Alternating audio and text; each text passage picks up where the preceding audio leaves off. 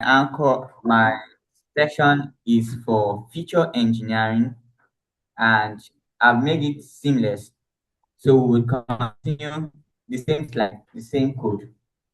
So from now on 30 to 2:30, then we'll take a break from 2:30 to 4. Then we'll continue the same code. Everything has been written. So we'll flow from there. So what we are looking at primarily is feature engineering. And having achieved that, we'll now move on to build a model. Are we together? So please, everyone online, feel free to cut me at any time. I'm actually a teacher. Just to mention, before I started working in the university as a lecturer, I've been a secondary school teacher. So, so I might be treating you a little like a secondary school student, just for you to be able to assimilate quickly. And good thing we have more teachers in the house too. So let's start. I picked a case study for this session. I'm not confident using the mic, so I would like to drop it. So those online, you can hear me, right? Yes, yes. Yes, we can hear you. So um, to achieve feature engineering, I don't want to talk story. I want us to do hands-on. So I pick a case study, and I've also observed that though we have partnership with Wikipedia, we've been working much with Wikipedia data. And I know many of us are scholars, so we will not work all our life with Wikipedia data. So I choose to work with another kind of data, which we will be familiar with. So, and good thing, what I'm doing is even a generated data set. So you see how this data set is generated from this code. And when you are publishing, we talk about reproducibility or reproducibility in reporting in publication. So you can actually state that this code generated the data set. Or if you got the data set from somewhere, you know, you're already familiar on how to represent or store data set as an XML file.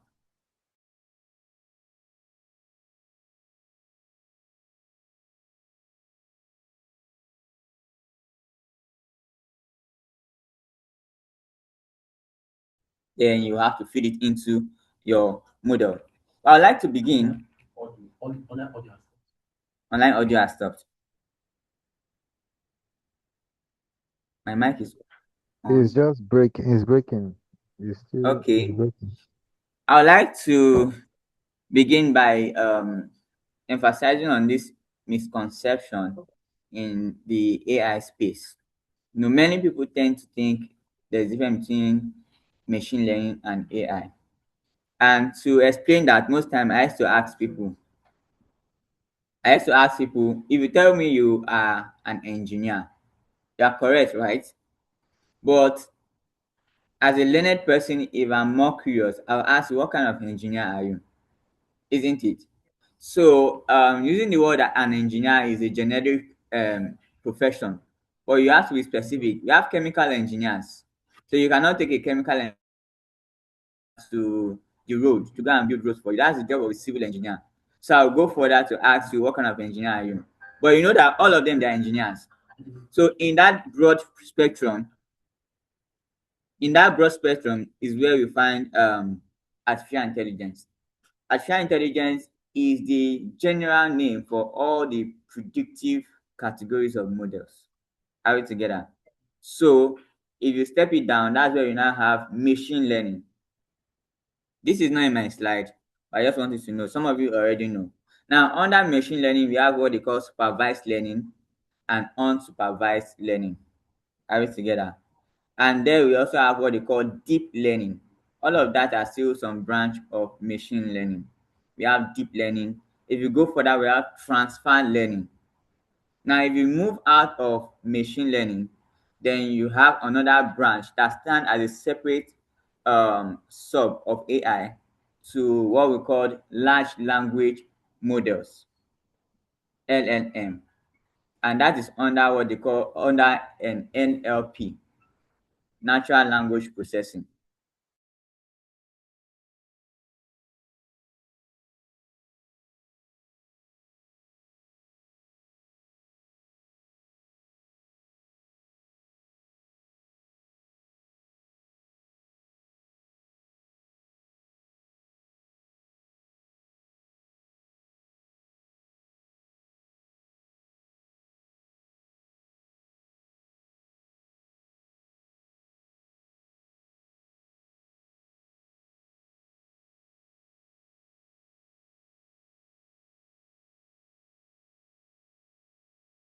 Just know that from our secondary school knowledge that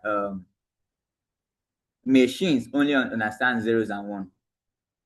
So the same thing is what we do for is my slide still showing? Not. No, Okay, let me it's no share it. longer showing. Okay.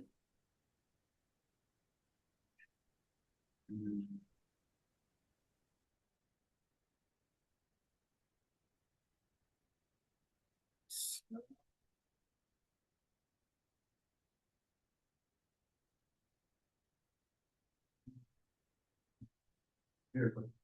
So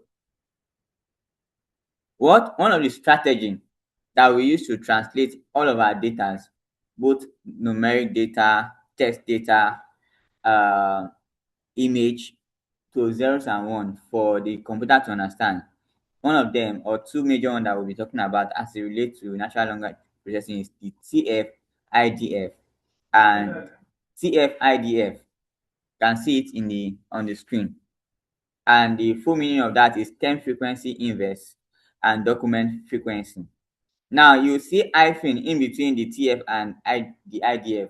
Those are two different methods or activity going on in that feature engineering.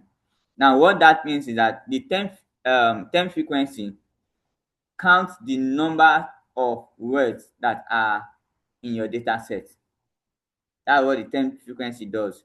While the inverse document frequency counts the total number of words in the entire document or data set. Because when we are dealing with natural language processing and language models, we are always using digital trace data like our chart and the rest. So texts are always appearing in sequence. So you can refer to them in a page or in an holistic presentation. Are we together? Yeah. So what happens in IDF for text is that it converts those texts into number and compare it with the entire space in the data set. So you can see it. I don't want to talk too much with this slide, so I will just go straight to code. So the normal workflow is that you have your text file or your picture file, you put it into your models, which you are enabling TF-IDF and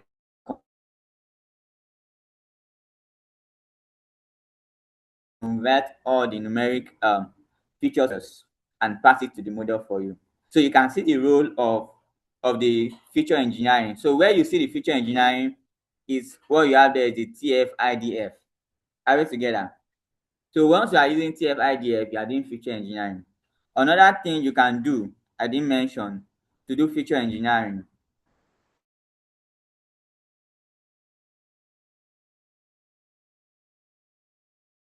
is what they call word embedding. I'll get there. So now, with more emphasis on TF-IDF, let's look at someone who is trying to recommend or review a product to tell you if this product is very good or bad. And we categorize the um, recommendation into two: positive review and negative review. For some of us who are into analysis already, you know that that is a buy data. A buy data, they use the word two. Buy means two. So that's a buy classification. Buy classification. Once it's more than two categories of output, it is multiple classification. So this is a binary classification. So the result of every review that you do is either positive or negative. So with all of your big English, all of your plenty grammars, Temu, whenever you get a product from Temu, you definitely get it. You've made a sentence. So how do we categorize this entire sentence into positive or negative? That is what this TF-IDF does for us. Now look at the table. What it does, Bastian, I mentioned that Bastian, Joseph, Antoine were doing some things that are related to each other. Now to arrive at these words that have value, You have to clean the data to remove some stop words.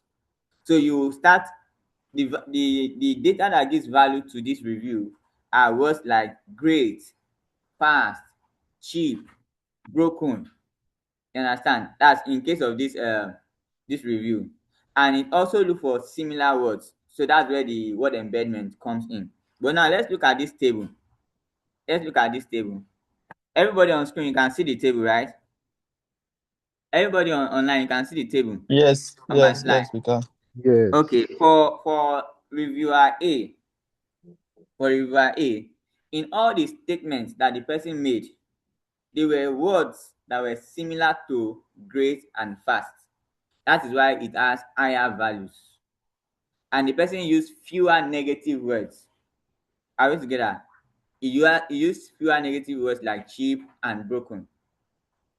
So if you sum it together, you see that the positive word have higher values. And that's why it was able to arrive at a positive review. You understand? So this is what the recommendation system can do. So you can deploy this in an organization like maybe YouTube. You don't need to employ reviewers like 300 reviewers, 400 reviewers to start reviewing all the comments.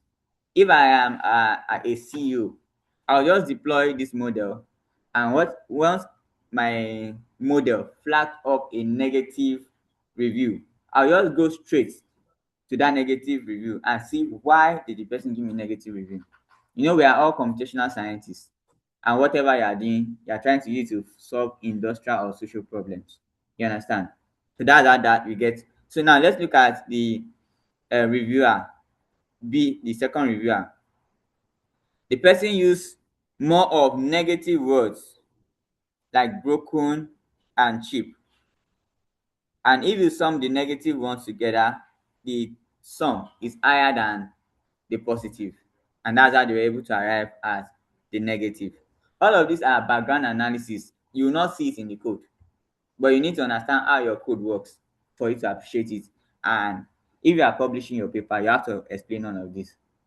So you can actually pick an algorithm or a code, and you are just using it. You don't even know how it works. It's giving you results. So this is feature engineering as it's going on in the background. So now the next that we also use to do feature engineering, like I mentioned, is word embedding. Now for me, depending on what you want to achieve, this word embedding, just like when Mr. Joseph was trying to compare the recurrent knowledge graph. Do you remember? He was trying to compare the recurrent knowledge graph and the model assisted knowledge graph. And you all remember that the model assisted knowledge graph give us more detail and direction. That's how this one is.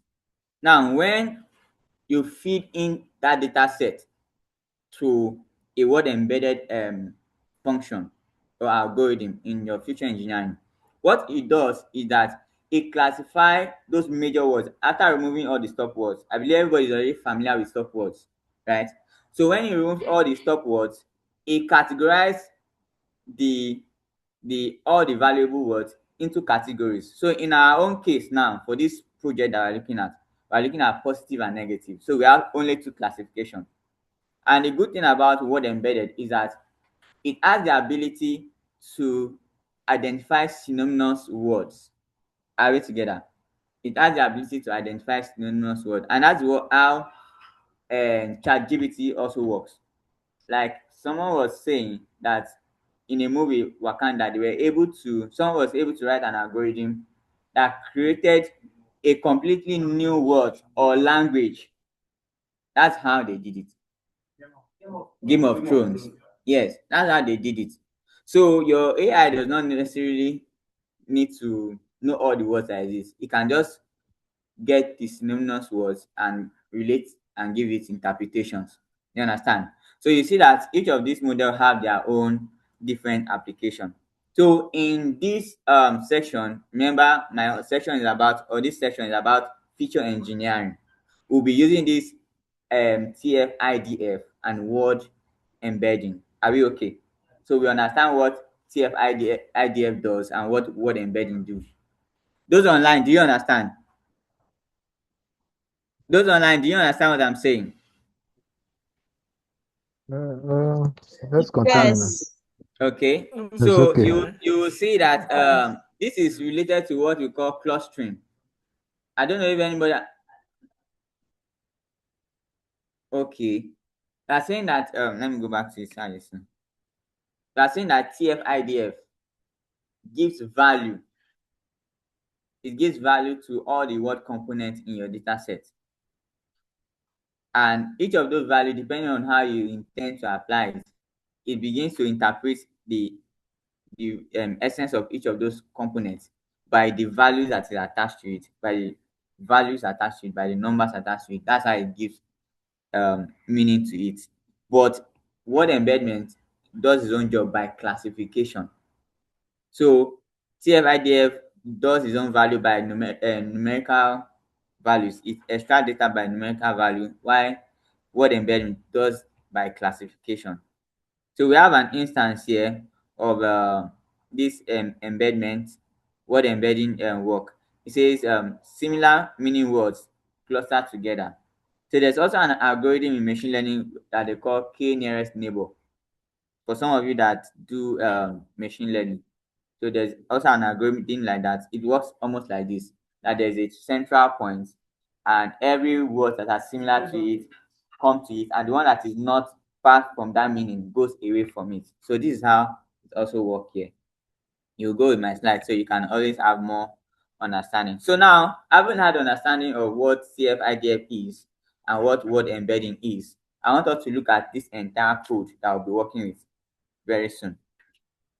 So we will work with a simulated e-commerce review dataset. And the reason for this is for us to have a mixed data, which is numeric and text data. Do you understand? So in this, there will be ratings of the every product, maybe 1 star, 2 star, 3 stars. Then there will also be comments. So we have a mixed data. So each of the review we have an ID. So if I am a reviewer, I'll have review ID 1. Mr. Udwak is a reviewer, you have review ID 2. So this is similar to row numbers. Remember your Excel spreadsheet. Every row has a number, right? So every database will always have a reference, just the way we are talking about reference for the divs. Else you'll not be able to identify who is saying what. So what we are doing now is to understand the structure of the entire data set that we'll be working with in a few minutes. So next we'll be having numerical data in that same data set. And how did we get that numerical data? There are number of stars. So the stars will be ranging from 1 to 5 in that data set. You will see how we can do that.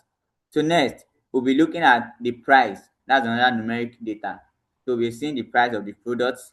Then another numeric data is the days that it was purchased, and the test data is the review, and the last one there is the sentiment analysis, which we will be achieving. So you will see that from this, what kind of, I mentioned types of machine learning, which cuts across type of AI. I mentioned supervised and unsupervised. So what's the difference between supervised and unsupervised machine learning? You might not grab this completely because it's a lot. But supervised, yes, Anthony,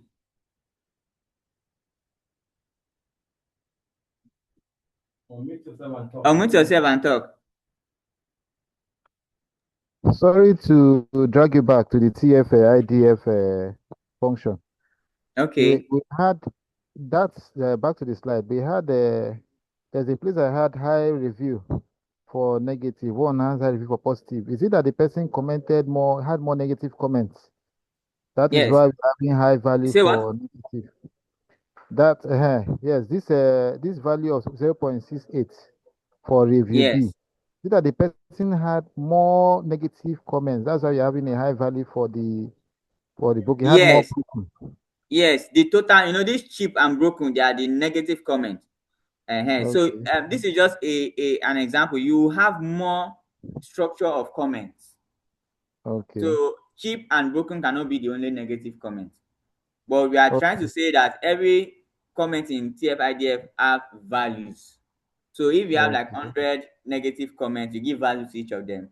So for 1,000 example, positive. Yes. if I merge it with the other one, the word embedment, it means that the person might have given some comments that are similar to this cheap and broken, and they Yes. now categorize it together, maybe under broken and or cheap. The ones that are more similar to cheap and broken. Yes. Will be categorized as negative. Okay. Yes. Thank you. Thank you. My own sir, what I want Yes. to look into regarding that table for your B especially because the the IDP is negative. So that means that the context of the grade yes Oh, sorry. It's cracking. no grade is a negative context. Oh, This can you can type be it? Can you type it? It's cracking. so It's cracking. So I was talking about why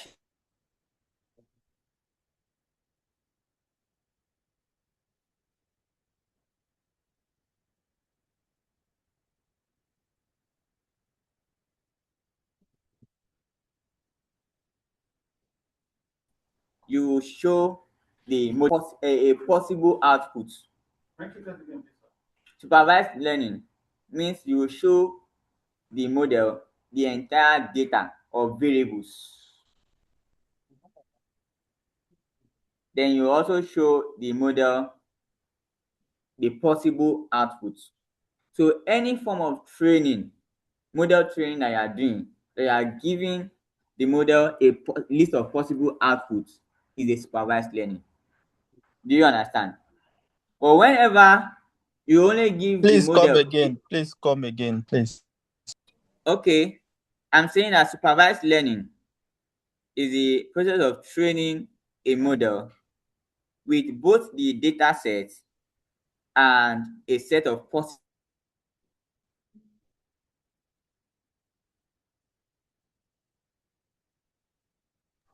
We can't hear you again.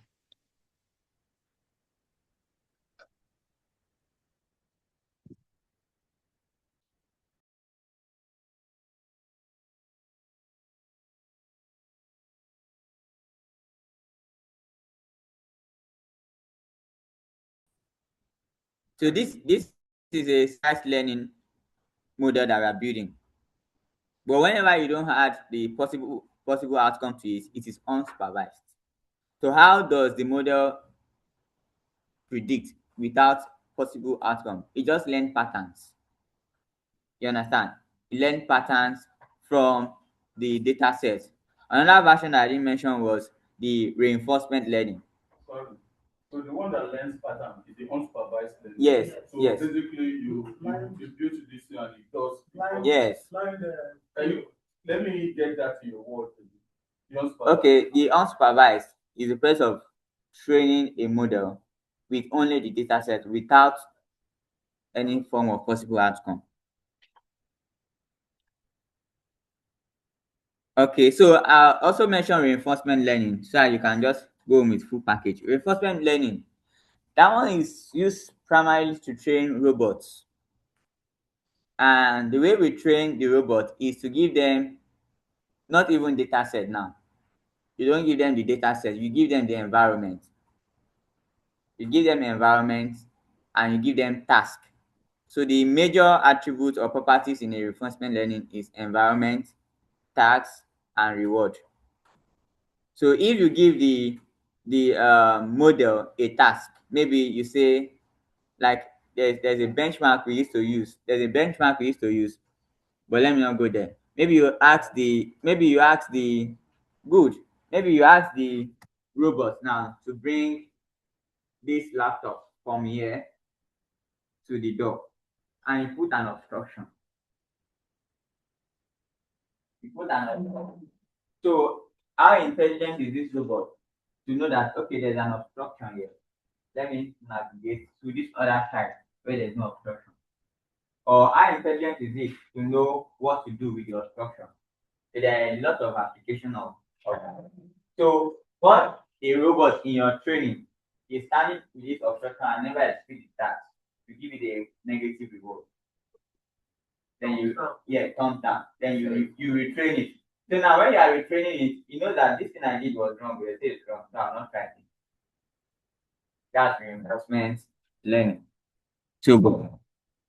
So now let's move. So That's because it has been yes, that study the environment and you are also guiding it by your reward status. So what do we want to achieve as we go into this code? We have a number of engagements. First, we are looking at the structured and unstructured text. So what's the structured text there? The numeric. Numeric is already structured, but the text is not structured. So we have a mixed data set, structured and the unstructured. So how do we solve this problem? We'll be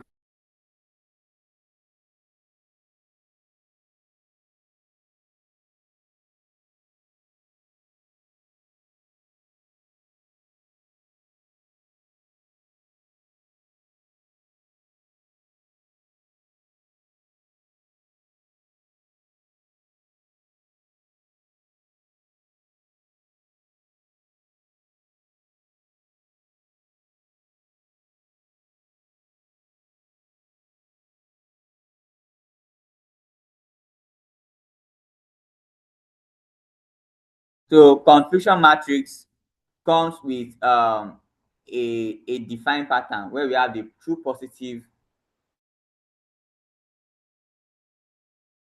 negative, the false positive, and the false negative. Primarily 4 parameters. Let me go online and quickly show you. Okay, it's not exactly the same, but they do the same thing. So let me show you a confusion matrix.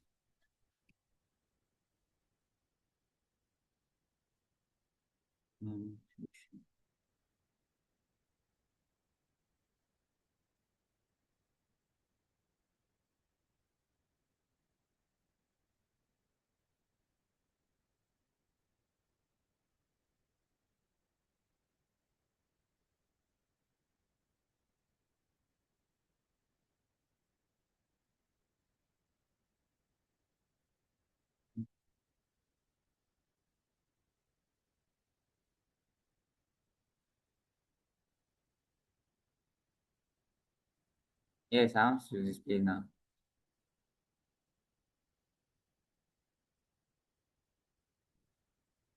Okay. So can you see this one here? That have the TP. Yes. But when you are doing the real training, you will not see TP and FP. This is just like a model, but this is the interpretation. TP means true positive. Those online, can you see? TP means true positive. What does Yes. it mean? Yes. Yes. This this side is the actual result as human in reality. While this side is the prediction. Understand? So now you are now comparing.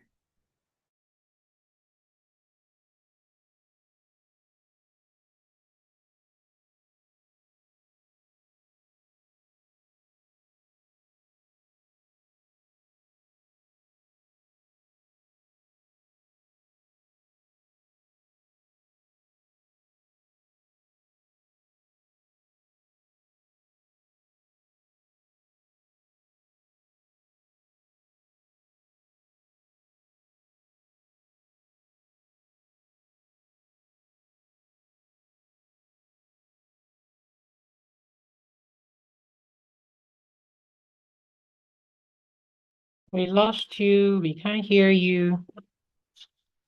Am I the only one?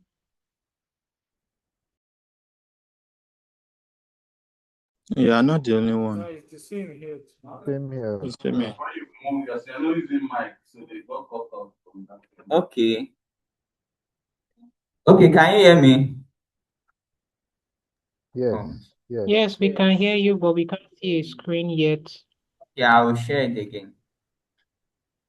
Because you see all of this Thank output you. in that code so that you will not just waste your time. That's why I'm trying to show you this thing before we go into the code. Because you cannot build a model without evaluating it. How will we know the model is good? Yes.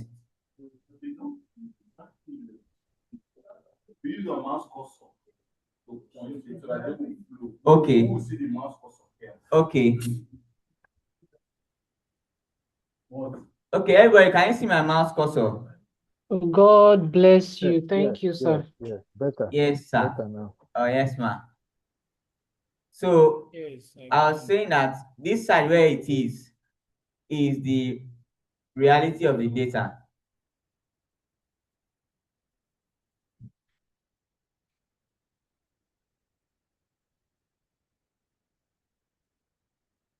Uh-huh. You see this vertical? This vertical, are you seeing it? Yes, thank you. Or in fact, you can also see it here. Whichever way around you go about it, one has to be actual and one has to be predicted. Are you seeing the second one too? So this vertical in this Yes, case, is the predicted, and this horizontal in this case is the actual. Actual. So now what I'm saying is that if in reality the result is positive and the model also predicted positive, then it is a true positive. Do you understand that? Yes. But if in reality it is a positive and a model predicted negative, what is it? It is a false negative. No, if it in reality it is a positive, but the model predicted negative, so it is Okay. false negative. Are you there? But yeah, look at in reality it is negative. Negative. Uh-huh. In reality it is negative. Do you see it? Okay. In reality Yes, it is yes, yes. negative, but he predicted positive, so it is a false Predicted positive. positive. Yes. You understand? False Look positive. at Yes. in this place That's it is predicted. negative. Predicted negative. Look at Actually in this positive. place the reality in this Actually place positive. is positive, but he predicted negative, so it Um, is false negative. false But I'm negative. trying to say that when you build your model you will not see TP and FT. What you'll be seeing is number. So what it means is that I think if you have about 960, okay, this is the total number of data set. Let's sum it together. 930 plus 30, that's 960. 960. 960 plus 30, 990. 990 plus 10 is 1000. So we 1000. have 1000 data sets. So 930 was predicted as true negative, 30 was predicted as true positive, True and positive. he mistakenly predicted 30 as false positive and mistakenly predicted 10 as false negative. False negative. The model try, but you know they perfect. Have you know be so? Yes, they Are we try. together? They try. The model tried, but it's not perfect. So let's look at reality. Can you see? So there are different ways of presenting it, but it's the same concept. So this is a binary classification. That's why we have only two. But look at a multi-class classification here. So here we have three categories of predictions. Are we together? We have Yes. cat, dog, and us, and the other way around too. So now can you see that in this confusion matrix, the vertical is actual, while the horizontal is so anyhow you want to do your interpretation is the same thing. Are we together? So I want to go back to the slide so that we can move on. So what brought Sorry, us sir. there? I have a question. Sorry, sir. I have a question. Does that mean the color indicates the direction of the interpretation, the first positive, the first negative, and all that? Okay, no. The Did color you of the say column blocks or or color? something. Color Okay, no. of the blocks. Okay, no. The only point where the color will make sense is heat map. I think I missed that because somebody asked me if heat map is the same thing as confusion matrix. I said the two of them does the same thing, but it's not the same interpretation. So let me quickly go to heat map.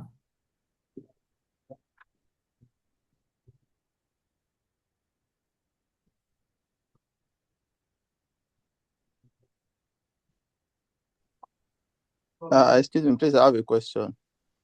Okay. Uh, Okay. Based on the last figure or pictures rather you showed when talking about the negative and positive, I believe it's Yes. basically the results of just like the review we talked about. So I want to Yeah. ask a question in the case whereby probably the reviewer has a mixed reaction, probably talk about a positive side of the product and negative. In that sense, when it has both positive and negative word, how is the model? How can we justify that the model will be able to pick the particular area of which the review falls? I get what you are trying to ask, and I think I can bring it down to maybe an epidemiology data or the conventional data that we use. We will eventually categorize that as a missing value because it is neither in any of the categories. It is in between the line. So we will categorize that as a missing data. All right. So, but Thank you. I doubt, okay, it's possible actually for someone to say, I don't know. But me that I want to, that means I will not flag anything if I'm deploying this in my company. I will not flag the review as anything meaningful. The only thing I'm interested in, if I want to deploy this in my company to quickly attend to people that are giving negative review and know why they are, is only those reviews that are negative. But I can also store the reviews that are positive because you would see that in some products online, this will flag up or advertise the positive comments. Are we together? So that positive comment can be used in that direction. So you don't need to start scrolling to all the comments. You just go to the database where all the positive comments are stored and write your code, maybe a JSON file, to pop out each of those positive comments and they are seeing it. So those are applications of these things. So now this is an example of heat map. Please, I'm not done with my question, please. Based on what you're saying now, so that means when we are preparing the data for probably to make the model, that means we have to do data cleaning all those either negative or positive kind of reviews. Okay, that's if you in your data set. Although in this case, it is the TF-IDF that is helping you to do this feature engineering. Do you understand? It's the one that is helping you do the feature engineering and the classification. What you have is just raw data that makes no sense to anybody. But it is the TF-IDF that is helping you do this. But in case of normal data that you have for your computational analysis, once you see a value that does not align with your objective or incomplete values, you just take it out. I think for some of you that have been doing analysis, how do you treat missing values? You remove it. But in some data, you can feel it. In social sciences and management sciences, you don't remove it. You don't discard those kind of data. You look for the main value and then you replace it with the main value. You look for the main value and then So you look for the mean value. But average. mhm. Yeah, it's the same. But in this case scenario now, average does not have value yet because average is neither negative nor positive. So that is why when you are documenting your research, these are some of the statements that you have to your documentation in methodology. You understand? So let's quickly wrap up with this. So this is your heat map. You are not seeing any value. You are just seeing colors. And look at the legend here interpreting the meaning of those colors. I'm not seeing the heat map. Okay. Sorry. Okay, Tolu, I'll answer you. So can you see the legend here? So this is interpreting Yes, what it yes. is.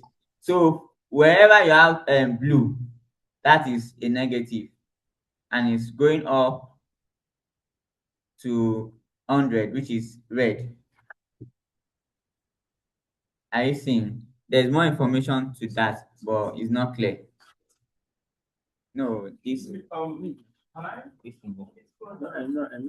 Whenever you have blue, according to the legend, Yes, you have to interpret according to the legend. no, based on that interpretation, I'm understanding that everything there speaks. We know that we have multiple blues there, but whenever we have blue or specific blue, I want to be clear. Like I said, I am coming into this computational, but if you have a very good ground with quantitative, you may also flow easily here.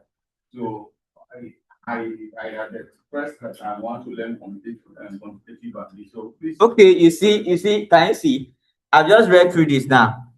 The colors are signifying number of publications. You see, if we go by that interpretation, I will have missed it. Now, if you say by number of publications, that means all of these places that you have blue are within. If we use our eyes to calibrate this, Use your mouse. let me use the mouse. If we use our eyes to calibrate this from this 0 to somewhere in this Go middle, to you can call 25, it 25, maybe 25. 25, 30. 25, 30. Oh, thank you very much. So you see that all of those areas that you have deep blues are areas where they have published about 25 to 30 papers in maybe in these areas. I think this might even apply to some of you that are doing thematic analysis. Yeah. You understand? Yeah. So this is how they choose to use their own heat map. So look at those areas where you have red, like this one now. You have plenty papers in that area, and that's city. You know what city is? I think cathode ray test or so. I don't know. It should be lab. All this X-ray Maybe that's why. tomography. I mean. So that is it. That's how to interpret heat map. Okay, greater than 100. Yes. So everybody, are we following? So let's not dwell much Yes. on the result because we've not even done the work. So let's go back to the slide so I can get to the code.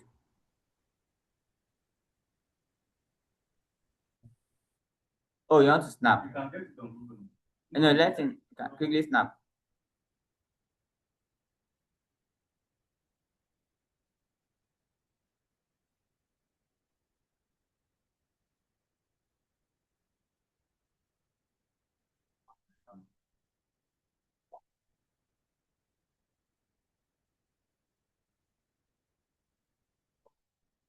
Okay. So why do we now we are now selecting a model after doing our feature engineering. That's my first section from 1:30 p.m. to whatever time. Why after I've done the feature engineering, I now want to build a model. You have to select a model. So for this exercise, we choose regularized logistic regression to build the model. And the function that helps us to do that is the GLMnet. So why do we want to use that? These are just story because it has the ability to accommodate high dimensions of data. You understand what that means? That's it. It works with data with a lot of variables. You understand? It help us to also do automatic feature selection. So the alpha equals to 1 is that feature selection function that you can use to achieve that. It is also fast and it consumes and low data. You understand? So all of these things you understand it already. But the GLM, some acronym or is that? No, it's the name of the just like you have dplyr. Some of you have seen dplyr. Yes. What's the full meaning? Does not mean is not important to us. Just like as a package. Just it's a package, so that's it. So we'll be doing a 10-stage engagement of coding. We'll install our packages, we'll generate data sets, we'll clean the data set and tokenize it. We'll build the TF-IDF and we'll train the word embedding. So we'll combine the two features. Now, for some of you that are new to machine learning, you cannot escape it. If you are actually training a model, you have to split your data set. Are we together? you have to split your data set, and their benchmark of splitting either 70/30 or 80/20. But I did an experiment in my own master's degree, and I was able to justify it a little. I did 60/40, and I was able to argue it to a level. You understand? Nobody really challenged me, so I scaled through. But the benchmark, Published it. I published the mathematics in the work. What if you don't? What thing analyze? Eh? What if you And amazing, my model worked did and had a better output than the existing models. You understand? So just like Dr. Ndosin says, at times you have to stand up and challenge some things. But they will ask you, where are you coming from? Who are you? Who are you? Who are you? Who is you? Which university are you coming from? For me, I've done my own, I've done. Yeah. So you will split. You will split your data set into the train data set and the test data set. Why? Because after teaching, there needs to be an exam. Are we together? Those online? Those online, can you hear me? So after Yes. Yes. yes, so you can use the 70% of the data set to train the model. Then you use the 30 to test the data set. So you can write down the ratio 70/30, 80/20. If you put it together, that's 100. So after training, splitting, you train your model, you evaluate your model with your confusion matrix, cross tabulation tables, AUC ROC. You heard when Dr. Odosi mentioned AUC ROC. Okay.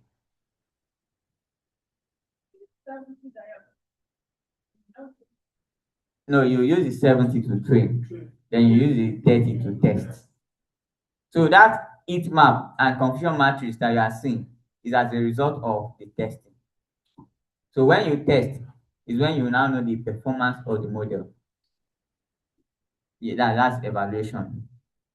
So when you are done with your evaluation, you can now start using it to predict new models. Okay, so these are the libraries that we'll use for the exercise. We'll be using the dplyr, the string tidyverse. We'll be using the text to vector. So the function that actually does that TF-IDF is the text to vector function. Do you get it? So in case you see when we are using it, you ask, when did we do the TF-IDF? All of those mathematics that I was showing is inside that function. You will not see it with your eyes, but that is how they achieve it. Do you understand? So once you've used this text to vector function, you've done feature engineering. Are we together? So the feature engineering grammar that we're talking about is just few lines of code. Are you seeing? All of these concepts that we are talking about, they are just small, small codes put together. Okay. So the matrix, you can see the matrix there for the sparse data storage, and the GLMnet is for the model. That's where we can find the model that we want to use.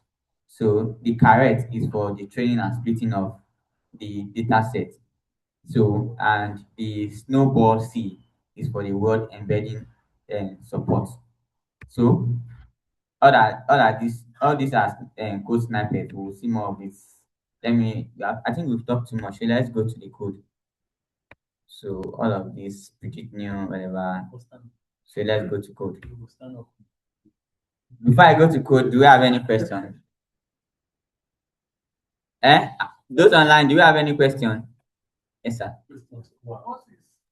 Yeah, I posted a question on the Oh chat yes, box. sorry. Okay, sir, let me quickly answer her. Say okay, for the first slide, reviewer B is negative agreed. Is the context of node great, for instance, negative? For instance, negative. For DH, the label could be great, pain, or great loss. Okay. So are all the nodes for reviewer B negative too? You see, let me tell you all something. Building model are usually in context. Are we together? Building models are always in context. So in SICSS right now, you are learning both the concept and the application at the same time. Ideally, you're supposed to first learn the concept. That's why you see in Nigerian settings or in most countries, they use 1 to 2 years out of 4 years to learn fundamentals. Then in 300 to 400 level, you now start learning the application of the theories you have learned, just like we learned physics in secondary school and we get to university to go and apply it in radiography. You understand? So in this context, if we want to use it to, we want to apply it to DH. I don't know what is DH. Tolu, you can unmute yourself. What is DH? Okay, DH is digital humanities because if I'm to I just want to be sure of the accuracy of my own perception of that table. Yes, because So if because I'm to I interpret it, understand. I will I understand. interpret. Yes, I understand your point. So great loss or great pain is actually a negative comment, but because according to my own model, I'm using great. But in this context, great is positive. So, but in your own context now, great loss, we'll put it as negative. You understand? So in this case now, we No, can no, have that's not what I'm saying. I'm saying for reviewer B, the identifier there is negative. So does that mean all the words used by reviewer B is negative? All those words are negative, regardless of how those words appear on their own. Because great can be positive, great can be negative. Okay, I've gone back to the slide. All the words that the person used is not negative. But you see, it made about 0.1 positive words, 0.03 positive words, 0.01 negative under cube, and 0.68. So if you sum the categories of negative together and that of positive together, you see that the sum of negative is more. Okay, let's do the math. 0.1 plus 0.68 is what? 0.78, right? Tolu? Yes, 0.1, yes. 0.78. So the total negative is 0.78. So now let's look at positive. Okay. 0.01 plus 0.03 is 0.04. So 0.78 and 0.04, which one is bigger? The negative one, 0.78. So that's how we arrived at the conclusion that the person was a negative reviewer. Is that clear? Okay, it's fine. Yeah, Okay. thank you. Okay. So now we are going Please, to I our have a question too. Okay. One last question, please. When you were talking about building the model, I've once said that okay, when you are building, also you have to have a validation set. Also, I need explanation on that. I have been wanting to know Okay. reason for that. Okay. I didn't say validation set, although some developers, in case maybe you are reading from somewhere, some developers prefer to use that word validation. So whether you use test or validation is the same thing. Now, why I said that is that you have your, just like you go to school and your lecturer comes to teach you in class, you are always there. In fact, be there from morning to night. The only way the lecturer can ascertain that what he has taught you so far, you understand it, is by setting an exam question for you, isn't it? Yes. So the only way we can be sure that the model understand what we have trained it to do is to test it with another set of data that it has not seen before. I think that's another emphasis. Another set of data that it has not seen before. That's why you have to separate it. Yeah, that 20%. Do you understand? So that's more like validation, isn't it? Do you understand? Yes, I do. Thank you. Okay. So let's go to our R code. You want to ask a question? Oh, sorry. Yes, sir. Please, on Hello. Thank you very much for that thought-provoking session. And I know that when we get into the practical session, it will be more mind tasking. I want to ask, what determines the choice of method of evaluation of the model? How do you come about the choice? Because sometimes when you are writing the method as well, you'll be asked or you're expected to explain what led to that choice, justify why you chose one choice as against other choices, especially with the model in question. Thank you. Okay. If I want to be sincere, the only place we have choice is selection of model. but evaluation matrix is a benchmark. All machine learning model has evaluation matrix. The cross tabulation result table, the evaluation metrics, the heat map, it cuts across all models that you choose. So the evaluation is general. AUC, you can use it for regression, you can use it for random sampling, you can use it for anything. You understand? So the only place you have choice is selecting the model. Listen. So now, okay, that's but let me share so that I can see my screen. So I hope everybody is on their house studio.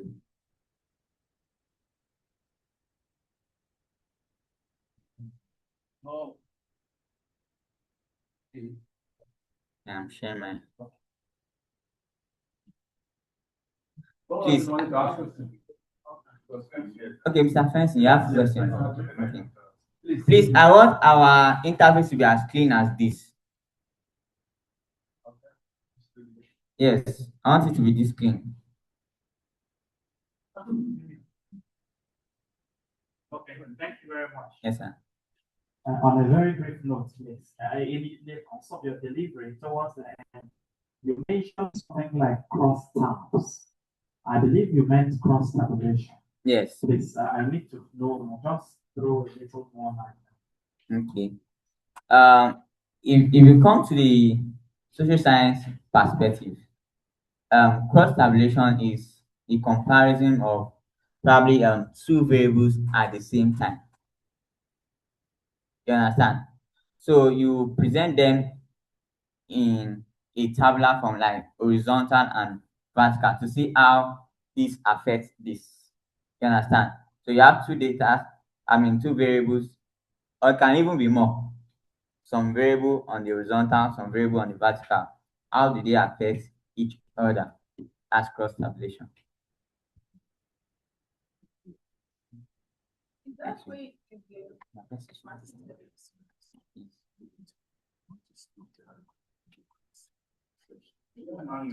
Okay, it's a continuation. It's a continuation. Yes.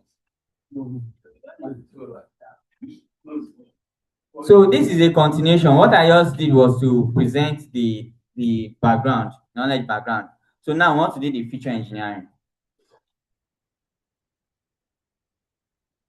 So let's have our screen as clean as this. That's why we send so many persons to go and watch Professor Chris Bill videos. So how do you achieve? In case you don't know, just Control L.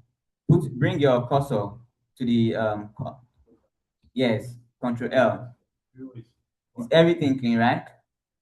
Yeah, clean. Thanks to Samuel. Good. So we are starting a new job. Okay, let's do our first task, which is very simple. Let us print. Everybody print your name. Can you print your name? Can you use the print function? Print your name. In computer science, when you are introduced to a new language, the first thing we do is to say hello world. Hello world. Not just Python, every language. Hello world. So those online, are you following? Hello Please, I've world. sent a screenshot. Yes. Can you help me check if I have a clean slate? Okay, where did you send it? On the chat. On the chat box. Okay.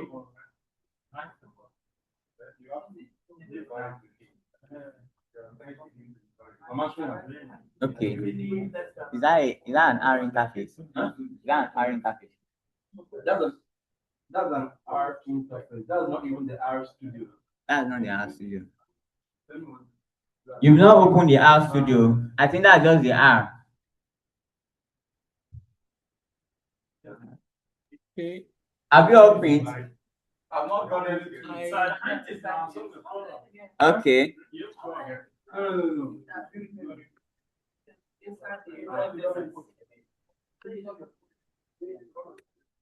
What's up?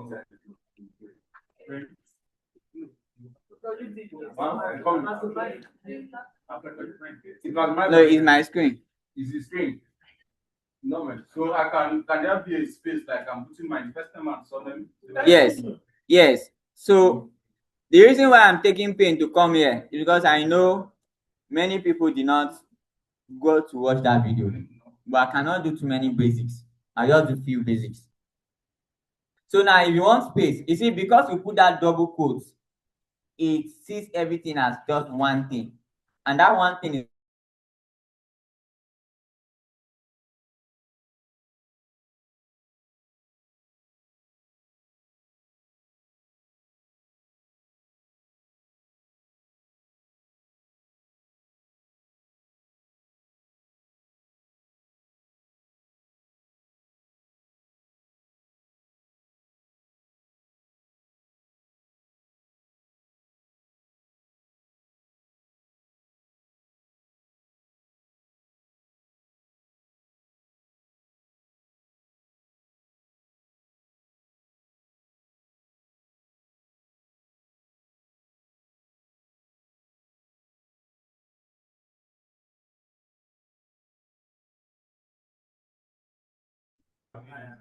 Yeah, I've seen that. I know how to know. No, that's not.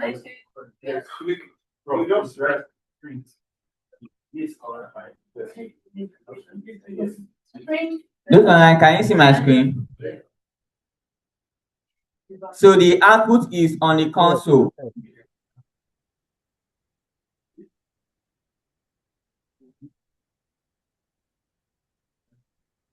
So I want us to move on. We will not waste too much time. Another thing I want to show you is how to use variables, because technically we'll be using a lot of variables and you'll be seeing them, you'll be wondering how that works. Please, let's be together. Okay. You know what variable is? Variable is anything that the content can change value. So let's do it. So first of all, I want to create a variable x, then less than.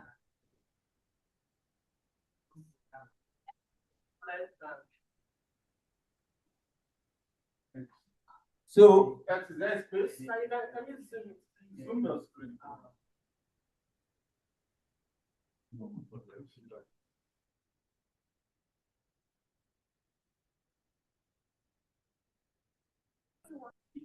no, I'll try and zoom it. Zoom the. No, if you touch that one. No, don't worry, let me zoom it here. Don't blur it.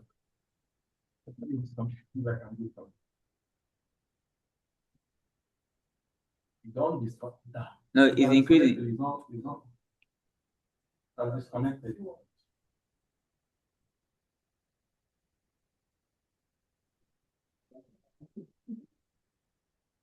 Can we see? Are we okay? Yeah. Yes, we are. No, leave it. Okay. Okay. I don't see it. But it's working on it. You cannot see it. So on the console, when you go to the what's it called? I'm seeing it. Reduce that distance there. Yeah, so now okay. Sir? Yes. It's even in the listing. So you can use control plus then equal to. Is it okay now, people? Okay, the file name I'll be sure. Okay. Like this or like this. So any name you are using your surname there, you can repeat anything there. Use any name, use any of the names. But it must not be the one you use there. Yeah, anything you want to use. So another thing that we need to achieve is to make sure you save your file, because if you close this application,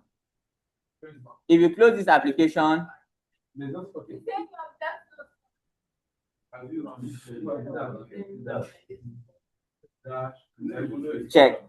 Say what? You're not putting it. Close it. We're not done.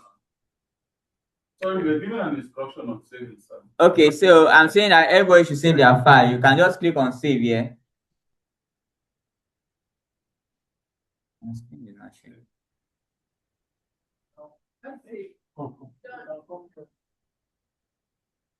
Please, where is the save? Can you show it again? Save. Where is the save icon? Where is the save icon? Wait, I'll show you now. Okay.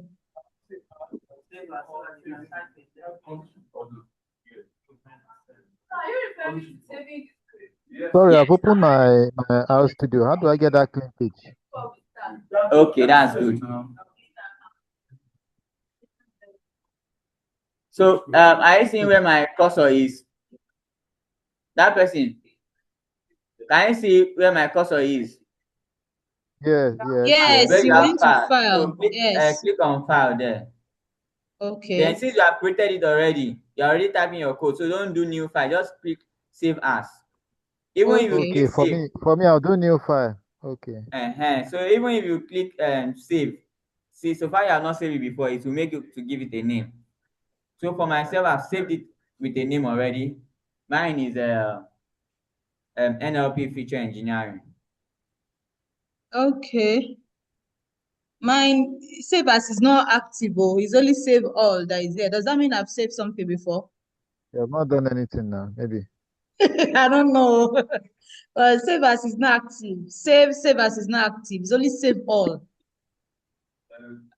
That means you've not typed anything. I've Sir, not Sir typed Augustine. anything. Oh. Yes, sir. Sir Augustine, please, Yes, how do I sir. make it a clean page like what you showed before? Control A clean page. Control L. Control L for Yes. ladder. Yes, ladder. Okay. Check the comment section, please. Okay, Not I, I've done it. L. Thank you. Okay. Comment section. Check the comments. It's Control L, not Control I. Okay, I've seen Okay. it. Thank It you. doesn't need to be capital letter. Now something is happening in my code. I want you people to see it. I've done this experiment before. Yes, I've done this experiment before. Listen, I've done this experiment before. So when I did it, my x was equals to joy. Are we together? Yes, yes, Now Yes. look at my this other right hand side under the global environment interface. Can you see it? Yes. Let me take my yes. arrow there. So there you will have the list of variables and their values. Are we Yes. together? So Yes. that time that I did the experiment, my variable name is what? Joy. No, Otobi. no, my variable name. Otobi. My variable name is X. X. I have variable X. X. And the content of that variable is joy. So when I Okay. went to my screen, I did not run, this x equals to Toby is line 4, right? In my this thing. I did not run that line. I did not run it mistakenly. So I now went to line 6 to go and run print s. So you now go and print what was in the variable before. Do you understand? So now I have to go Yes. back and correct myself. I just want you to have this experience and run line 4. Okay. Sorry, sir. But the line actually can, like, for instance, you on line 4. Yes. I did run my no on line 3. But Okay. I wasn't looking up for that issue of lining 1, 2, 3. Does it really count for much? But I know we can follow for understanding and flow. Okay, the line 4 is just for nomenclature. Yes. So irrespective of whatever you have. Yes. So now I've run line 4. See that the value has changed. Now I want to show you another thing again. When I was writing that Otobi, I didn't put double quote. So the error was that object not found. So let's be learning all of these things small. So now I've run line 4, I want to run line 6. Did you see the output? So print x now is giving me the content of x. This thing is just primary school, nursery school. You will see the practical application as we are going to the code. Now, the next thing I want to show us now is how to install packages. There are different ways. Sorry, sir. You said I should do Control L. I've pressed Control L. Yes. But I tried to To save. do I it. clicked on file. The save as is No, not No, still. type something. I should just type something. Type Okay. something. Control L Print, is to print, clear the print, screen. Eh? print. Type something. Okay.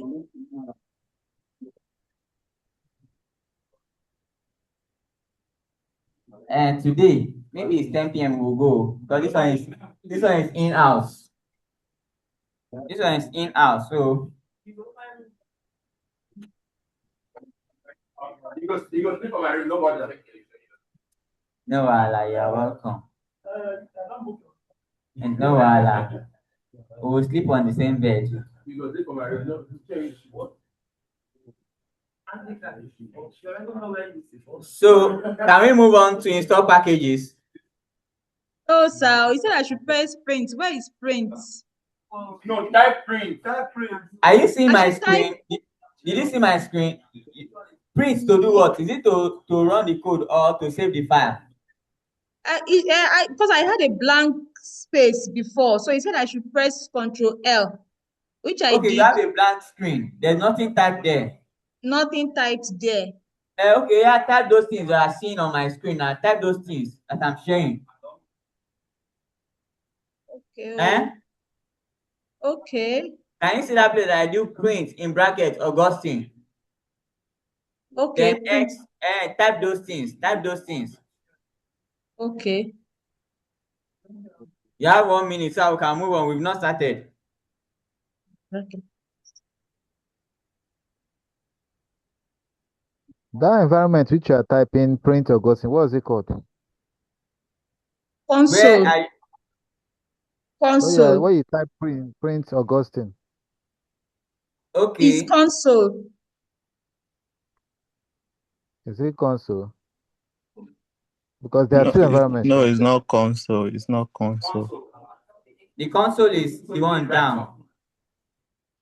The console is the one down where you get your output. Because what I have here, I have I have console, global environment, and the files. I only have Yes. 3 compartments. File and arrow click off. I don't understand what you're saying, no. Seriously. File arrow click. Okay, can you share your screen? Let's quickly see, but don't waste time. Share Okay. your screen. Okay. That's my man. Can you see it now? Oh, they're using the online version. Okay, click Yes. on terminal. Click on terminal. Okay. Yes. That's where you're supposed to be writing those things. So Okay. the output will come out in console. Okay. Yes.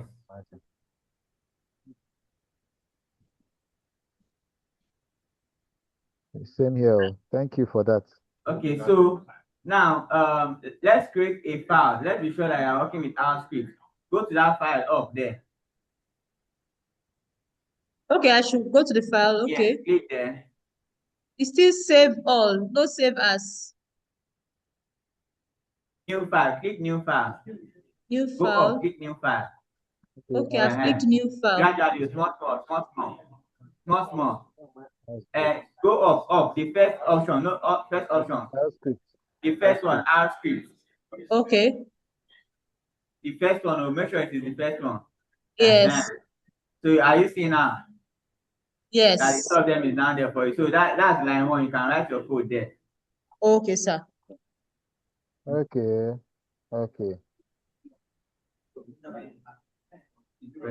Thank you. Okay.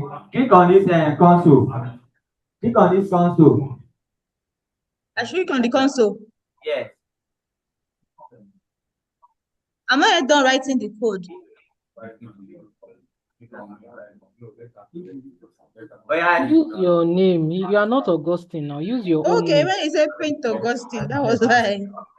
Okay.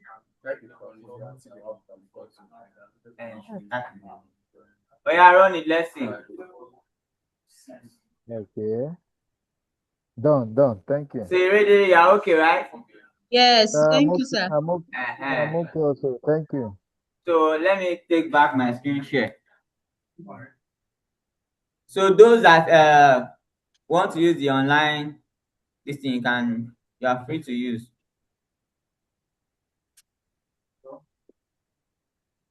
So please, I want to quickly show us how to install packages. Very quickly.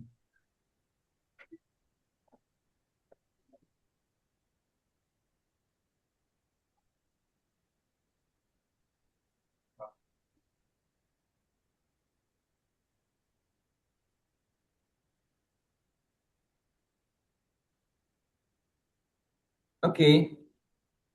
Please, there are about 3 ways. Sorry, sir, Yes. please. So that we are not calling the symbols in our own local, in our own, because now they see that line 4 now. If I want to call it, I'll say X less than, and I'm sure that's not the that's not the developer terminology. X less than dash. Is that how you call it? Yes. Less than. Yes. Oh, okay.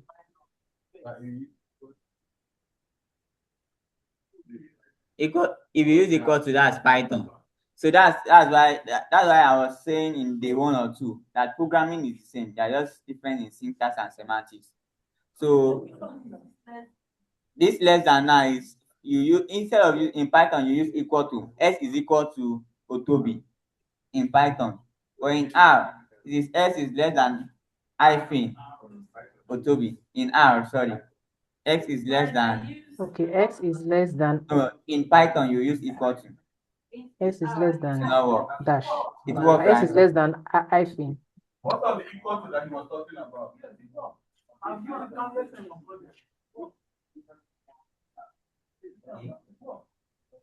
Usually they are always those. There's an update. It's a new update. It's an update. It's an update. I think that's to accommodate more programmers. Yes, it's an update.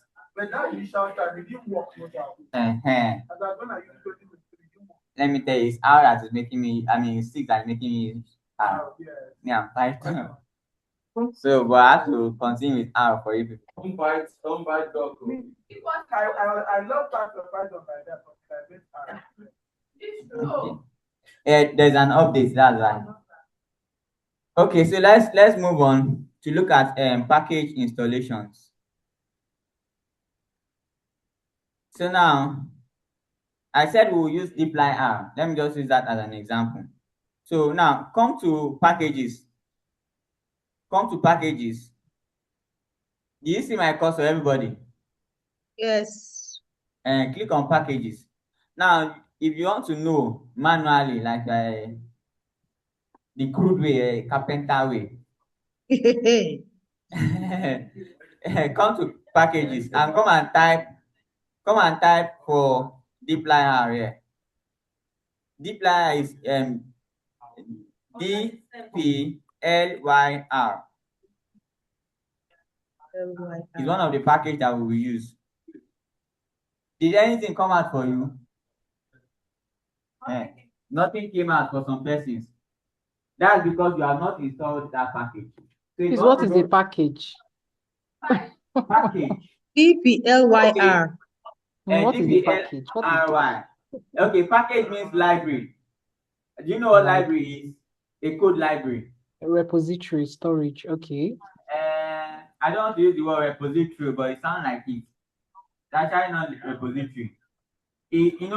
Okay, I gave an instance maybe on Monday or Tuesday that the traditional way to do min is to carry all your numbers and start doing 3 plus 4 plus 5 plus 6. Then how many number is there? Tell the thing divided by maybe 7 number divided by 7. You have calculated mean, right? That person, can you hear me? Yeah. You have calculated mean. But that is you doing it on your own. But if you want to use a function that will reduce the stress for you, like in Excel, there's a function in Excel called mean. So you just write MEAN, open bracket, put all your numbers 1, 3, 4, 5. Close your number, then run it. It will give you the answer. What did that magic? It is a library that helps you to perform that magic. Do you understand what library is now? So in libraries, there are different functions like mean, average, maximum, minimum. So a collection of functions, related functions, are libraries. So libraries are collection of related functions, classes, and objects. Just take it that way. So each of these functions are in different libraries because of their different functions. So now that my own, there's dplyr, your own, there's no dplyr. One of the ways that you can install this is to go to their website, cran.rstudio, but I will not take you there. So what I will take you to is install. Can you see my arrow? Can you see my arrow? So click on install. Okay. Have you seen that something popped out? Yeah. Oh yeah, type the dplyr out. Me, I won't type it because I've installed it already. Under that package, let me show you where to. And the empty space. And no, just normal dplyr. So as you're typing, there will be different suggestions coming up. But not the one that you want, which is the normal one. Huh? So if you are finished typing, then click on install. Okay, Those we should online, not are put you the following assist. up? Yeah, there are two options there, dplyr and dplyr assist. No, do the normal one, the dpl and dplyr. Just do the Okay. dplyr. Don't do the And assist. install. Okay. Yes, once you click that one, then click install. Okay. So you can imagine you want to install Mine like is 30. installing. You want to install like 30 packages and you are doing all of this. It does not make sense. Are we together? Yes. It does not make sense. Let me show you another method that does not make sense. Yes, yes.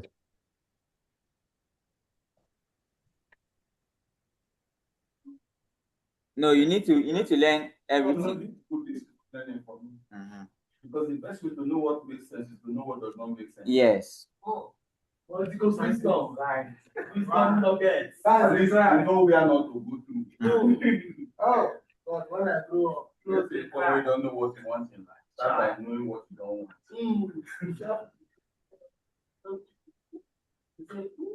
Mr. Boston, so Yes. the packages, I think that some of the packages are ticked. Okay, some are ticked and some are not ticked.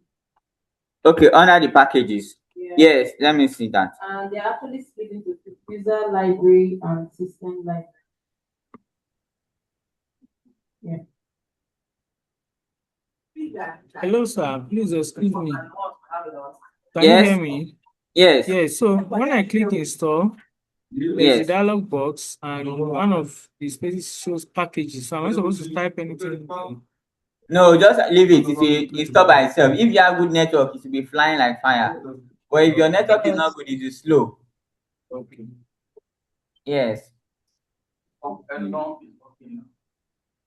So I will have look at, I want to install another package. Listen, everybody, I want to install another package called string R. Let me check if I have it installed.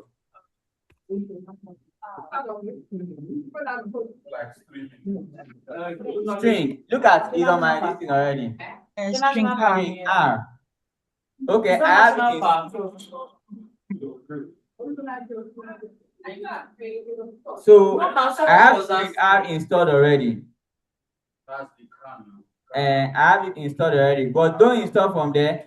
Now everybody type that code in line 8. Everybody type that code in line 8. Install packages.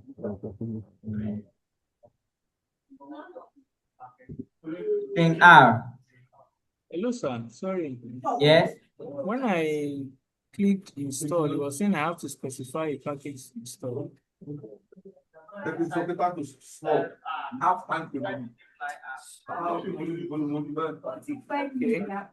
Then I type deploy R, and it's saying I have to. Do you want to restart R prior to install? And okay, I'm saying don't use that Windows method. Come and use code. Okay. Okay, you are still back. Sorry. You say, you are saying deploy R. And click on deploy, then you click install. Or share your screen. Okay. Let me show you. Tolu, please mute your mic. Okay. Tolu, please mute. Yes. That person talking, please share your screen. Please, can you see that the string R is in double quotes? Those typing. Yes. Let me add more to that package. Let me see another package, matrix. Let's also add, so we want to install 2 packages at the same time. two packages at the same time. The other one is matrix.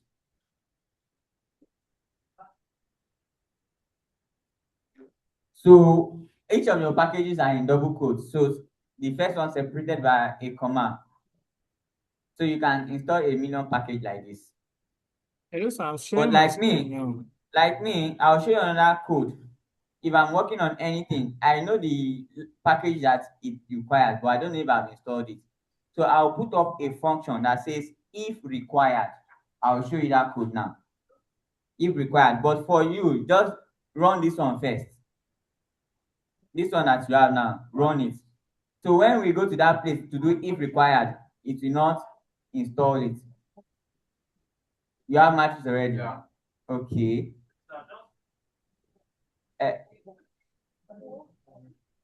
Hello, Mr. Augustine. Okay. So for those that are people online that don't understand this, so can you run this? Those online, can you run this? Yes, I'm which other sharing my ones I screen can now. Can run? you please check? I It's can install install, but dot. Okay. That person is showing me. which other? Okay, that person is showing me his screen. That empty Yes. space. Click dply r there. Okay. dplyr.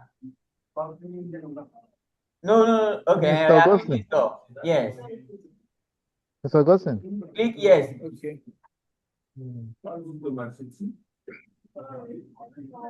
All right. Mr. Augustine. Yes. I've installed my dply R. I've installed string R. Please, what other packages are we installing? And I want to see the one of installing more than one at the same time. The way you did Okay, it, so I'm this not seeing person it on the now, screen. this person is sharing your screen. You are okay now, it is working. So please, can you stop sharing? Thank you, sir. The person, so everybody now, we are in line 8. Thank you. Can you see my code, line 8? So type line Yeah. 8 and run it. Okay. I've Yes. run string R. Yes. So let me add. Can you add another one so I can install two at the same time?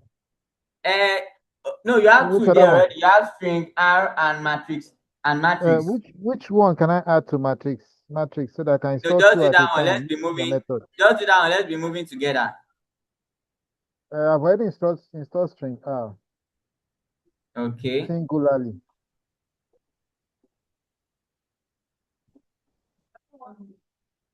Singularly. But let me wait.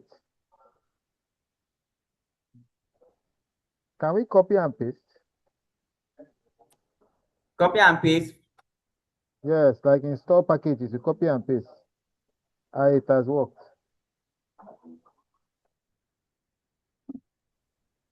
So I have an observation. Yes. The observation is that after running the bytecodes, that's the stringer and matrix, under the files, it didn't pop up as existing files. You know, when we did the first one, it popped up. That's the DPLIR, the dplyr. It showed under the files. But after installing the Under string packages. and matrix, it didn't Under show packages. up under files. Under packages. Yes, the console came up. I saw the feedback. But under the files, I didn't see any update. Okay, That there's string R and matrix Under now the package. installed under the files. But I saw it in a console that it has run. That's the feedback. So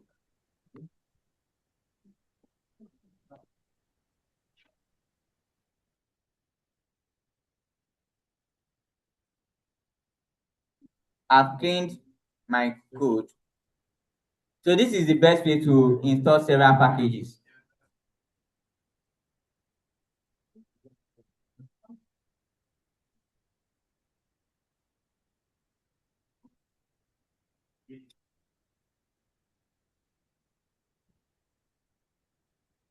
So look at the other packages that you have to install. So required packages.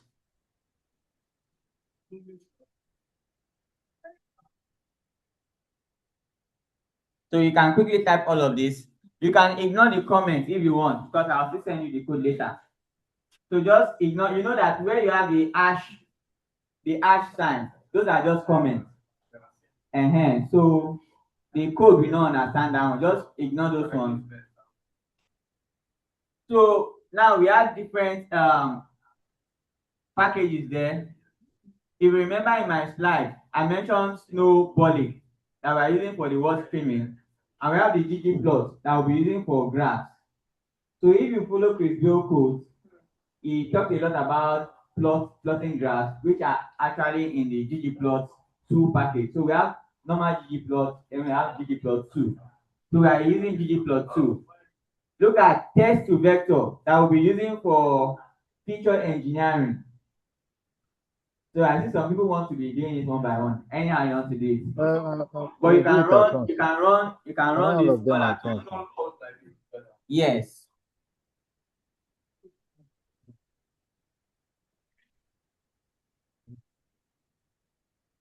So we need to copy all of this as a code. Yes.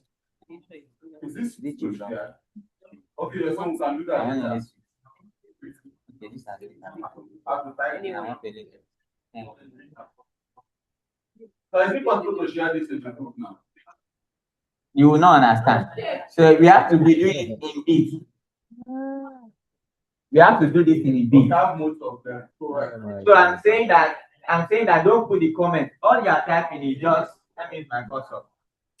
You All you are just put typing is inside just the space now, the packages. are we together? I want to Yes. move on. Please,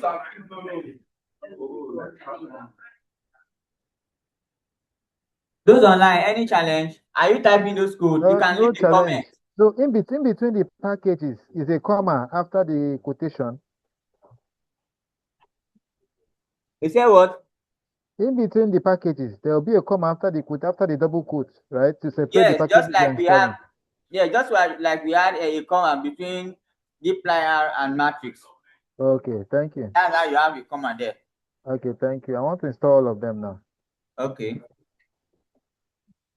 So that text to verse is the two there is two actually, right? Text to vec. That's correct. Where are you talking about? Number 5. Number 2. 5. Yes. Number 2 there.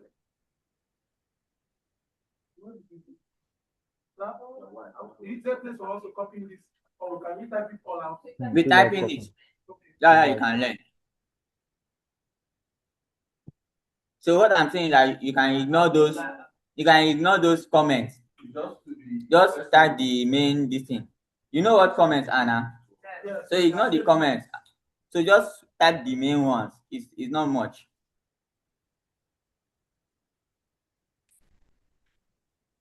That's why I have to take us through the fundamentals. You know why we are doing all of these things. Thank you, sir. GLMNet, right? No. GLMNet. Is that correct? GLMNet. GLMNet. Okay.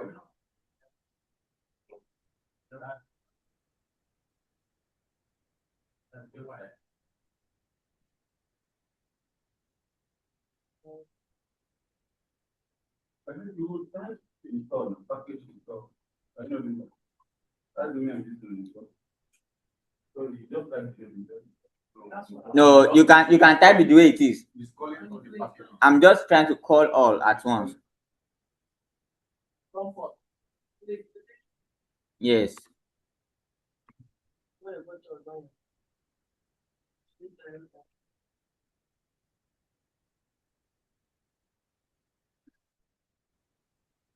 That does not look like one serious code to you.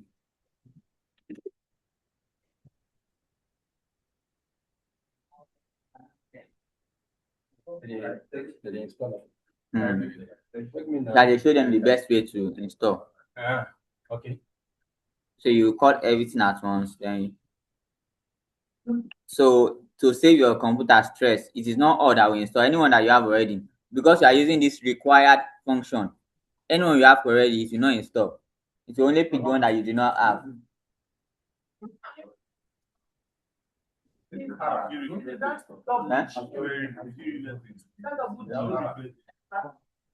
Have you? Yes. let me see.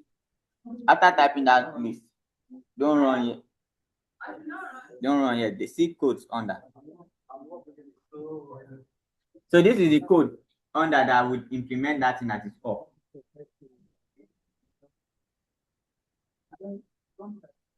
Don't wipe it out, or just leave it. Hey, sorry, I already run it though. Okay, So no what do I problem. do? But literally, it will not run. I don't know what you mean by run, It because did not run. No. that code up does not install. It is just a condition that is saying if any of this package does not exist, what should happen? So this is what will happen from line 16 to 19 is what will happen. But you have not even typed what will happen. So you just tell him if this code does not exist, does not know what to do. So until you run from my line 2 to line 19, that's when it will make sense.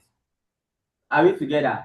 Okay. Okay. How do we do it? So line 1 to line 11 is an incomplete statement until you Okay. get to line 19.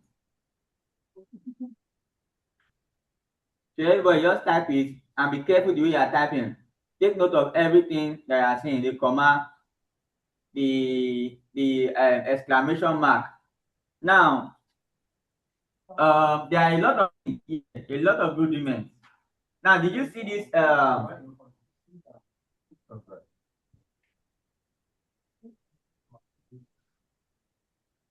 Let me just allow them. See, I don't know if you can understand what this new package is. The way they wrote, the way this code is written, what does this new package mean to you? It's looking like that. It's looking like that S equals to Otobi. It doesn't it look like it?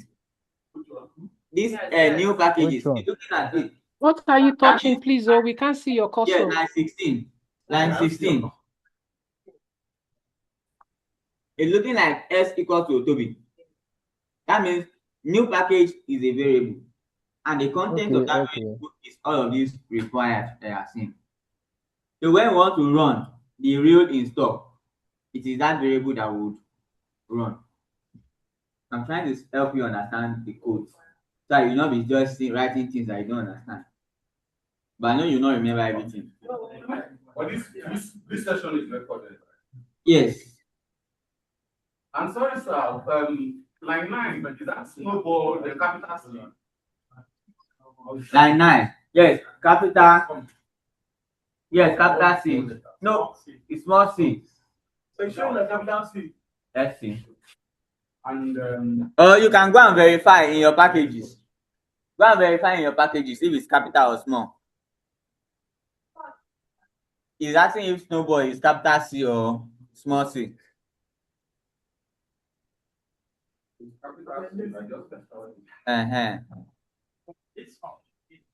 Then line 10, I don't Okay, ma. GG plus What 2. submit? What you submit for? GG plus 2. So that variable new packages, look at where we are now using it now. Instead of writing all of those things, this new package, which is a variable, is now called by install. That thing that you want to be doing one by one is what line 18 is doing for you all at once. See what line 18? Line 18 is doing for you now. It's doing everything for you all at once. So now, there's also an if statement. If the length of new package is greater than 0, that is, if it finds any of these, at least one, run line 18. But if all of them already exist, that means it does not need to install anything. That means it is 0. Don't run line 18. Greater than 0 means you have it already. No, greater than 0 means there's one package, at least one package that you need to install. But if it is less than 0 or equal to 0, it means all packages have been installed, so no need to run that code. Then on line 15, you need hashtag a composite part of that. No, that's just a comment. It's just a comment to be guiding. It's called code annotation. So that anybody Even on the code, it does not. In fact, let me remove it. But let me not I just want to be sure, because I remember when we were copying, was it yesterday? Sometimes at some point I was just copying the code. At some point I copied everything like it was still working. Okay. Yeah, it doesn't affect anything.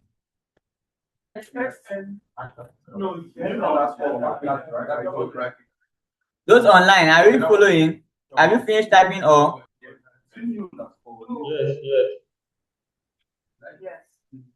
Not yet, so I'm not done. I will share the entire code. I will share at the end of this thing. I will share everything.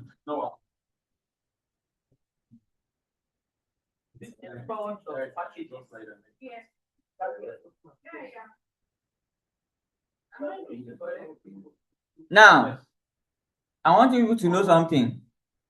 The fact that I have plates in my house does not mean I'm using the plates. Are we together? Women can justify that. The fact that you install all the packages does not mean you are using them. Yes. So, for you to use each of these packages, you have to load them. What we've done so far is to install. The next thing we want to do now is to load for use. Yes, continue. I'm with you.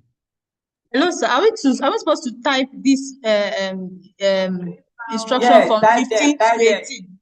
Yes, you are 15 now to a 18. programmer. You are a programmer, so that is what programmer do. Start typing. Hey, okay, sir. You say you want to be a computational scientist now. Share that's how you came to 6. This is what they do. This is what they suffer. Type it. And then you don't have to price somebody 10,000. Website.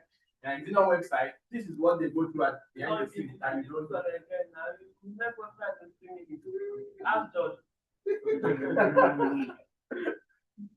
Well, that 3 minutes is this what they do. Not be day. Mama, you're now paying for that knowledge now. No, I'm not paying. I will pay you. See, I encourage AI, but if you are using AI and AI gives you something, how will you understand what it's giving you? If you don't have knowledge of the fundamentals. Please,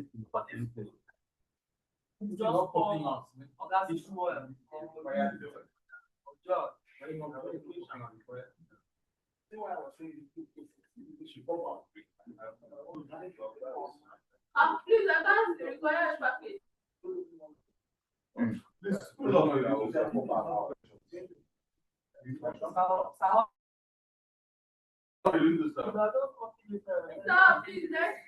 I should copy it.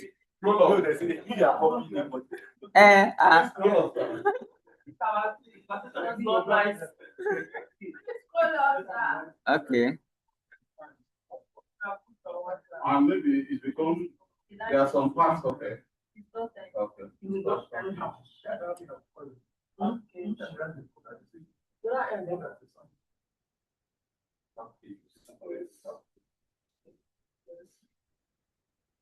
Let me pity all of you. After we don't type out, let's type it. Yeah, type it.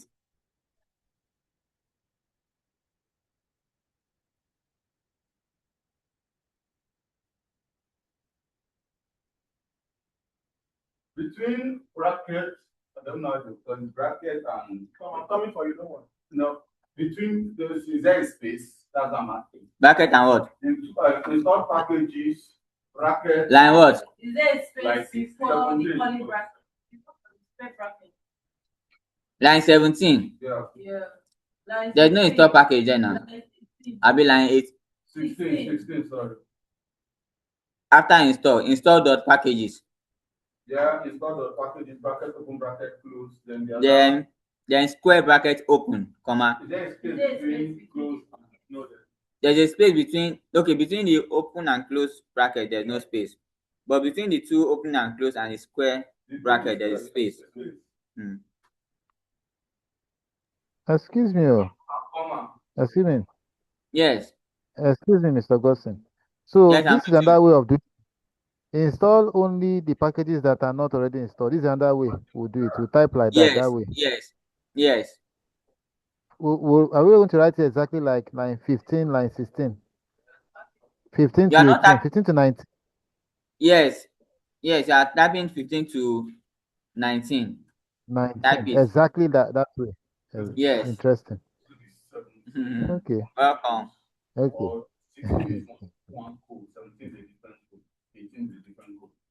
It's a different line of code. So I'm running. You need two of them to have a success. You can run all at the same time. You know, we can write all of this code without running and run everything at the same time. But it is ideal to be running in phases. And the implementation of this kind of code in computer science, though it might not be relevant to you, it's called monolithic programming. Where monolithic programming. There's modular programming and object-oriented programming. So you said monolithic. I say what we are doing right now, this kind of programming that we are doing in R. Yeah, we are programming now. So the next one is what? We have monolithic programmer and programming. We have modular programming. We have functional programming or procedural programming. Functional and procedural is the same thing. Yes, we have sequential is control. Monolithic is what we are trying to say. That is spirit. Sequential is control. And modular can have sequential inside. That's 9 by 9. Regard that type of control. Opposite of Hello, sir. branch. Hello, Mr. Augustine. So the last one, sir, is object-oriented Yes, sir. Can you programming. hear me? Object-oriented programming. Okay. Hello. Yes, you say what? Yeah, so when I ran the first one, it brought them out all in blue in the console. About what? You can share your screen. Let's see. Okay. It's a combination with the app. When you have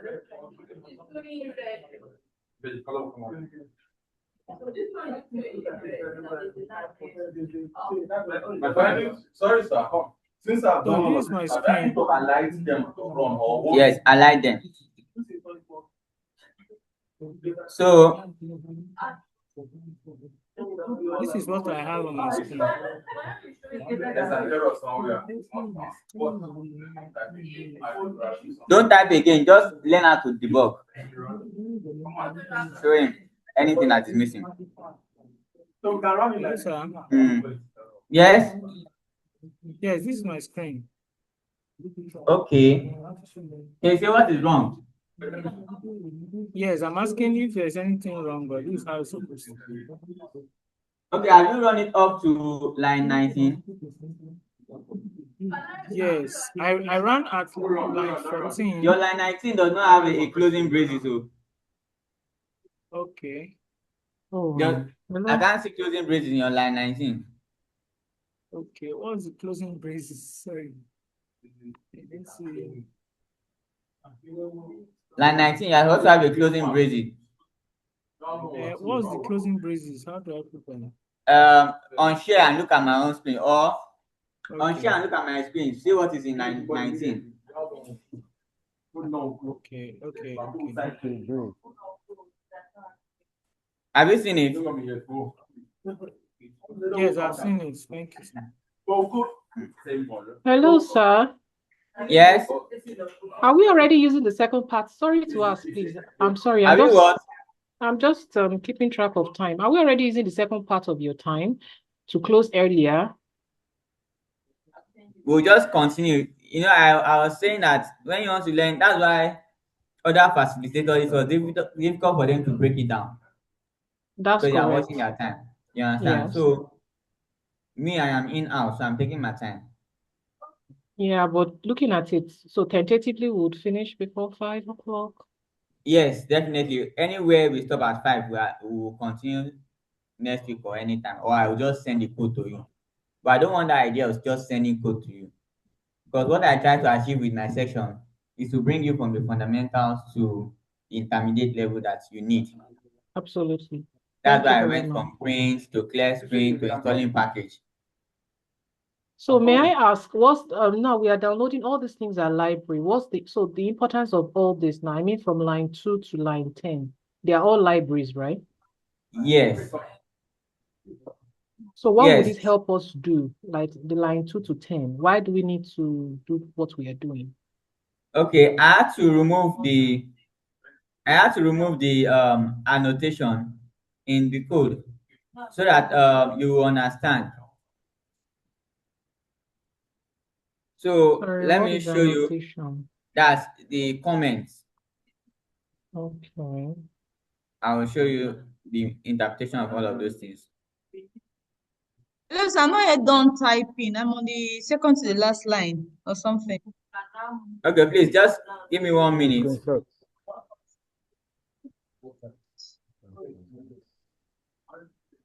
They've also dropped it on the chatbot, Madam Tolu, so you can in Really? fact, Okay, I thank don't you. tire this chatbot. The person asking me, are you seeing?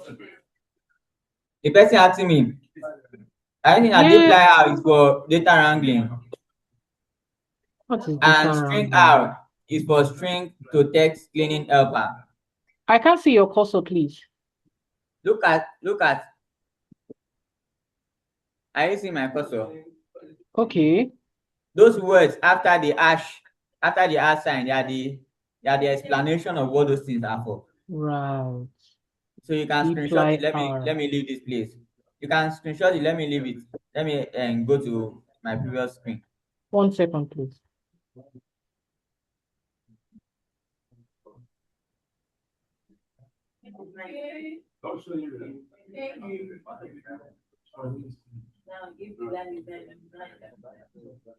Have you screenshot? Yes, thank you. Okay.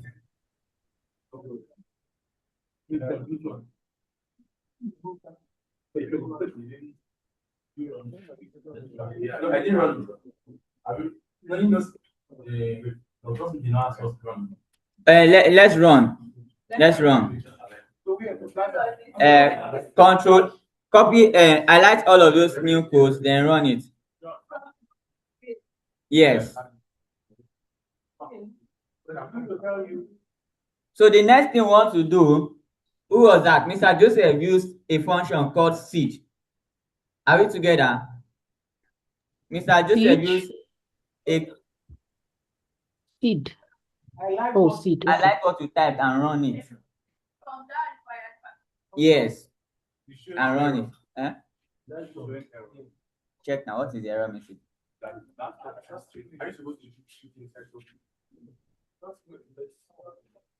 I thought you dropped that in there. Okay, let's drop it. Let's drop it.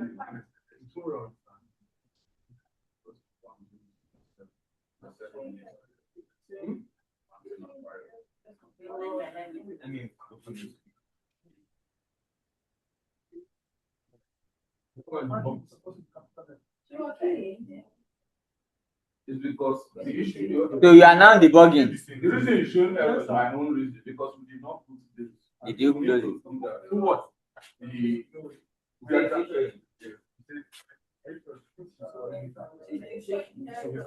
I'm telling you, see what you do.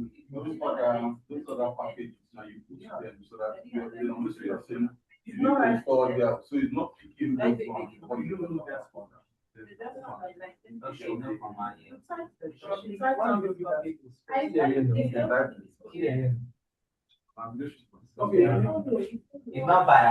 Excuse me, Mr. Augustine.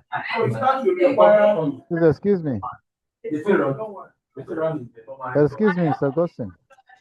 You say what? Excuse me, that line 16 is like there's a break there. There's a truncation there that is not showing. After install packages, there's a bracket open and close. There's a square bracket open. It's like there's something that is missing there. Okay, it's continuation there. And you see what is wrong?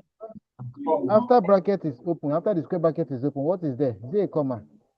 Or there's something missing inside? Like a truncation. I think that's how it is. I see what you mean. There's the open, yeah. I think that's the way it is. Okay, after the open bracket, after the open square bracket, the comma, then the space. Yes. The space, then the quotation. Okay, thank you. Yes. Or you can also take a look at the chat box. That's all. Okay, the chat box. Okay. Thank you. So is there any other? I want to try something. Maybe it's because I've already installed all of it. Do you have any other package you can install that is not here? Let me try and add to this list. I've not dropped it. Let me see.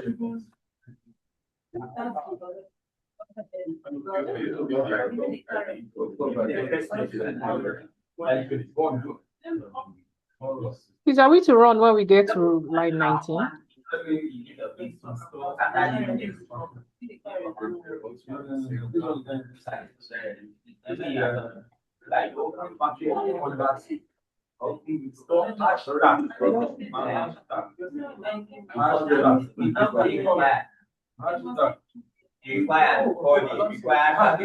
Okay. So your code is missing. I'll do the function.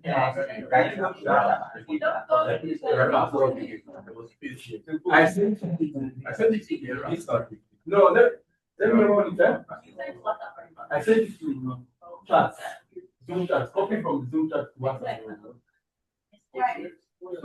Okay, yeah. I'm sorry. Let me use it to fill a hashtag. I'll come and do it for you. Let me copy it and drop in WhatsApp. Okay. Let me copy it and drop in WhatsApp. See.